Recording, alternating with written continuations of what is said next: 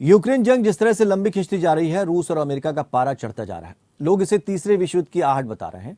ऐसे में सवाल उन देशों का है जिनका इस जंग से कोई लेना देना नहीं है, लेकिन इसके बावजूद उन्हें इस जंग में या तो उतरने के लिए आमंत्रित किया जा रहा है या वो देश किस तरफ है ये बताने के लिए दबाव बनाया जा रहा है, जिनमें भारत भी उभरती शक्तियों में एक है और अपने विकास के पथ पर सरपट दौड़ा जा रहा है।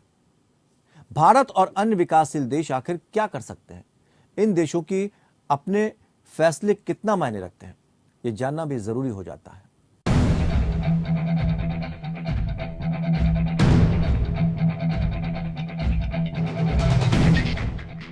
जहां एक और महाशक्तियां एक दूसरे को नीचा दिखाने में और एक दूसरे के खिलाफ लामबंदी कर दुनिया को तीसरे विश्व तरफ धकेल रही हैं, वहीं भारत विकास की नई गाथाएं लिख रहा है।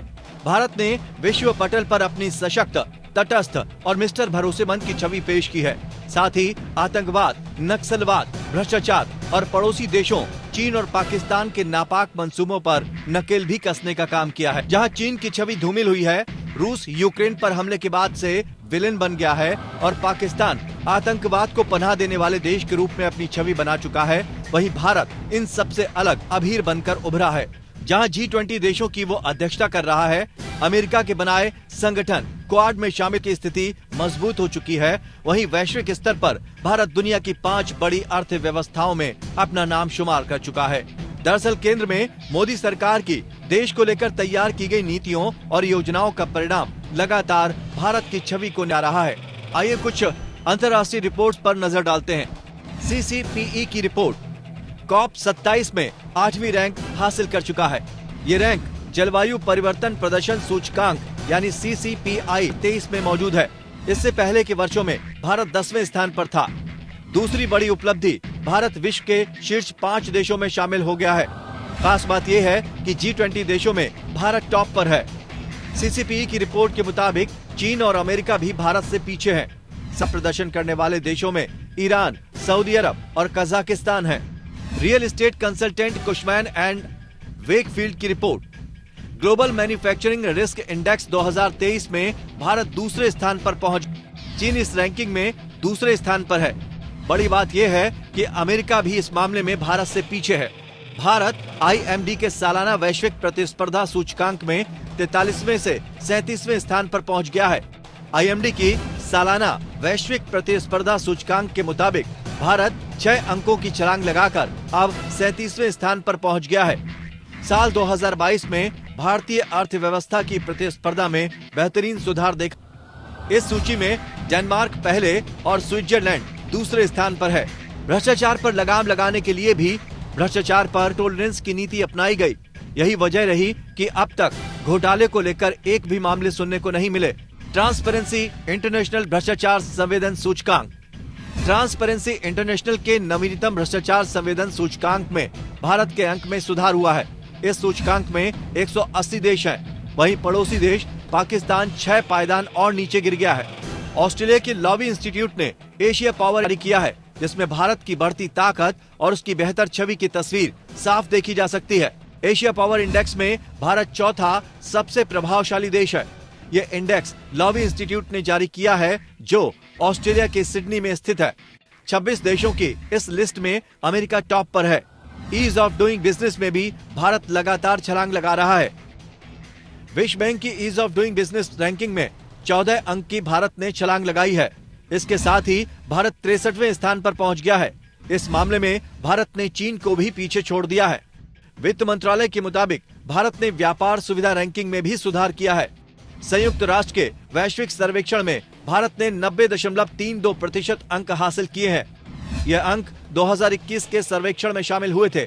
आपको बता दें कि दुनिया भर की 143 अर्थव्यवस्थाओं के मूल्यांकन के बाद भारत को ये उपलब्धि हासिल हुई है। वहीं डिजिटल रैंकिंग में भारत लगातार सुधार कर रहा है।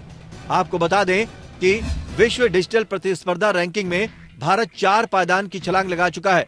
भारत अब 44वें स्थान पर पहुंच गया है। अमेरिका इस लिस्ट में टॉप पर है।